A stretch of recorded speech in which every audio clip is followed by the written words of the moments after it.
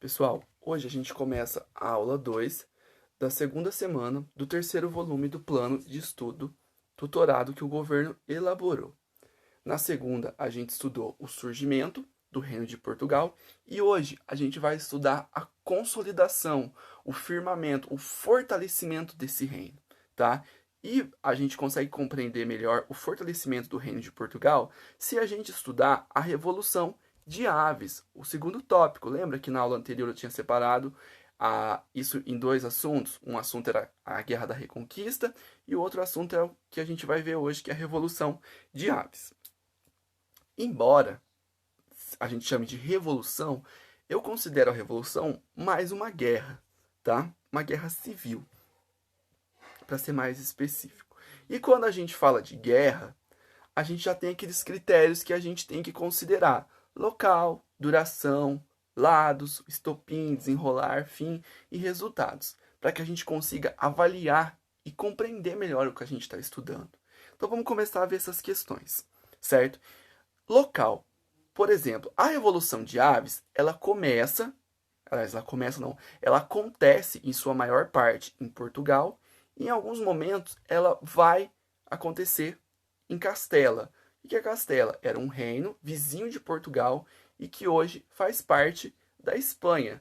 Não sei se vocês já ouviram a expressão espanhol, castelhano, certo? Não é à toa, é por causa do reino de Castela, tá? E essa guerra, ela vai começar em 1383 e ela vai acabar no ano de 1385. Foi um conflito curto, mas extremamente decisivo para a história de Portugal, porque o que estava em jogo era a independência do país, certo? E ela vai colocar de um lado os portugueses contra os castelhanos, que por sua vez estavam apoiados por alguns portugueses, tá? Então é como se a sociedade portuguesa tivesse se dividido em duas. Uma permaneceu fiel a Portugal e a outra estava apoiando os castelhanos. Nesse próximo slide, agora, a gente vai ver as causas da Revolução, ou por que essa guerra aconteceu, né? Então, de 1139 até o ano de 1385, Portugal foi governado pela dinastia Borgonha. O que isso quer dizer? Vocês se lembram daquele rei que eu falei para vocês na última aula, que brigou com a mãe, venceu a mãe e expulsou ela do reino, que era o Afonso Henrique? Ele foi o primeiro rei de Portugal e ele se tornou rei em 1139. Dessa data até 1385, todos os reis de Portugal eram parentes dele. Primeiro veio o filho, depois o neto, o bisneto, o tataraneto e por aí vai. Só que quando chegou na época do governo do Dom Fernando, ele acabou morrendo sem filhos homens, certo? E a filha dele era menor de idade, a Beatriz. O que aconteceu? Como ela não podia assumir o trono do país, quem ficou no lugar foi a viúva, a dona Leonor, que começou um governo regencial que durou de 83 até 85. Só que a Beatriz, a mão dela tinha sido a filha do rei que morreu, a mão dela tinha sido prometida para o rei de Castela. Então, tecnicamente, ela já estava casada com o rei de Castela. O que vai acontecer? A hora que ela se tornasse rainha de Portugal, que a mãe dela, que ela atingisse a maioridade, a hora que ela se tornasse a rainha de Portugal, a Beatriz, automaticamente o rei de Castela, que era o marido dela, também se tornaria. Então, o que aconteceu? Surgiu a possibilidade de Portugal perder sua independência e se tornar uma parte do reino de Castela, certo? As pessoas começaram a ficar com medo disso. E a dona Leonor, que era a pessoa que estava governando Portugal até então, da forma como ela governava, dava a entender que ela não faria nenhuma oposição à anexação de Portugal pelo reino de Castela. Só que a sociedade portuguesa, ela se dividiu em duas partes. Uns eram favoráveis à união de Portugal ao reino de Castela, que era a burguesia, principalmente os comerciantes, e o outro lado era favorável, queria essa união, que era formado pela nobreza e que entendia que ela receberia mais prestígio se eles se unissem a Castela. Então, ficou essa questão. A anexação ela traria prejuízos para a burguesia, certo? Porque o reino de Castela não era muito inclinado ao comércio, como eram os reis portugueses. Por sua vez, a nobreza via com bons olhos. Então começou a ter essa divisão, ok? Aí vai vir um estopim para o conflito começar. qual que vai ser o estopim, a gota d'água, aquilo que vai falar, agora chega, certo? Agora a gente tem que fazer uma guerra para resolver isso. Como a burguesia não queria a anexação, o que ela fez? Ela começou a se juntar para fazer resistência, para fazer oposição ao governo da dona Leonor e para reivindicar a não anexação de Portugal ao Reino de Castela. A liderança desse movimento foi entregue ao irmão do rei que tinha falecido. Era um irmão ilegítimo, lembra? Aquele irmão filho do que foi tido fora do casamento e que, portanto, ele não tinha direitos legais, certo? Aí, esse cara se chamava João e era conhecido como mestre de aves. E ele que vai organizar essa revolta contra Leonor, vai estourar uma revolta, essa revolta vai estourar, vai morrer um amigo dela. Aí o que a Leonor vai fazer? Como ela não conseguiria controlar a revolta sozinha, ela foi pedir ajuda para quem? Pro genro, que ia casar com a filha dela, a filha dela, a Beatriz. E aí o que aconteceu? O rei de Castela recebeu a carta da dona Leonor e falou: pode deixar que eu vou aí te ajudar. Era o início da guerra. E essa guerra, ela vai ter 4 fases, como está descrito aí, ó. 4 fases, não, vai ter 4 momentos principais que eu resolvi destacar dentre os vários que ela teve, porque a gente não precisa ficar falando de tudo, né? Primeiro foi a Batalha dos Atoleiros, certo? Essa batalha, ela vai acontecer no ano de 1834, certo? E ela vai colocar 1.400 portugueses contra 500 castelhanos, ou seja, quase quase 4 vezes mais castelhanos que portugueses. O exército estava muito maior, mas os portugueses estavam muito melhores preparados e eles venceram essa primeira batalha, certo?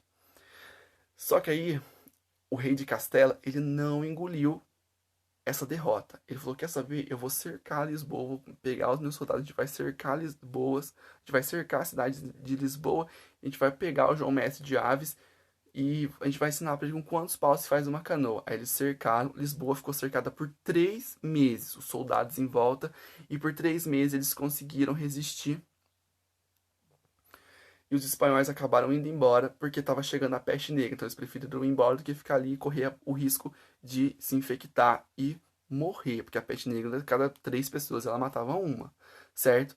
Só que aí depois veio a outra batalha, que é a Batalha de Aljubarrota, que aconteceu em 1385, certo? Tinham 6.500 portugueses contra, olha só, 31 mil castelhanos. E foi uma vitória, foi uma batalha decisiva, porque o que estava em jogo naquela batalha, o interesse principal da Batalha de Aljubarrota era o quê? Quem vencesse a batalha ficaria com Portugal, ou ficaria com os portugueses, ou ficaria com os castelhanos. E os portugueses, mesmo em menor número, conseguiram vencer. Olha, 6.500 contra mais de 30 mil, e os 6.500 ganharam, certo?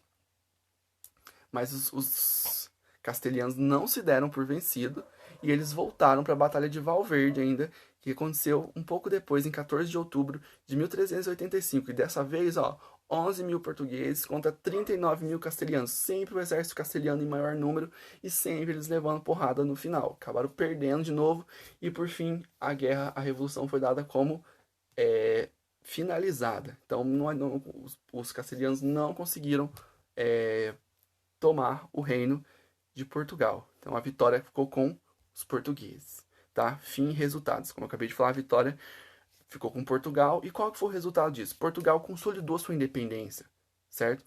E por que principalmente? Principalmente porque se contastou que o reino de Portugal tinha um exército muito poderoso, certo? E ele precisava ser respeitado. E também um resultado da guerra foi que Portugal acabou recebendo muita ajuda da Inglaterra, certo? E Portugal vai começar uma aliança com a Inglaterra forte a partir desse momento, certo? Que vai ser fundamental para o crescimento de Portugal no futuro. Tanto que depois que a guerra acabou, 2 anos depois, o Dom João, que era o mestre de aves, ele foi aclamado rei de Portugal, o novo rei de Portugal. Ele não era parente direto, né, daquele primeiro Afonso lá, Ele se casou com a dona Filipa, que era inglesa, certo? Então, isso demonstra a proximidade que a Inglaterra e Portugal iriam ter a partir de então. E por último, a Revolução de Aves, ela abriu. Depois da Revolução de Aves, Portugal vai entrar num período de tranquilidade. Não vai ter guerra, não vai ter crise econômica, não vai ter confusão social, certo?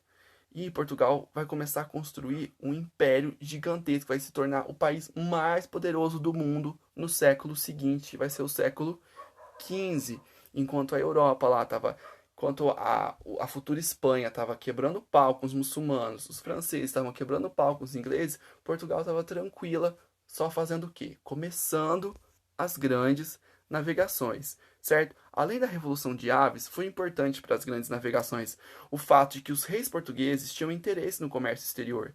Eles sabiam que o comércio era uma atividade que dava renda, que dava lucro, que dava retorno para o reino. É, como eu acabei de falar, essa estabilidade política, militar, econômica e social foi ótima, porque Portugal não tinha questões internas para resolver. Então ele poderia se dedicar a questões externas, a sair navegando pelo mundo. E outra, a posição geográfica de Portugal era muito favorável para eles navegarem. Era um Portugal, um porto, certo? E ele estava de cara ali para o Atlântico, próximo da África. Tudo isso ajudou. E os portugueses também investiram no progresso tecnológico, certo? Eles vão, por exemplo, as caravelas foram eles que desenvolveram. Então eles vão criar todos esses aspectos e mais alguns, eles foram fundamentais para as grandes navegações, certo? Então a gente conclui a aula aqui por hoje. A gente continua na próxima aula com a resolução dos exercícios.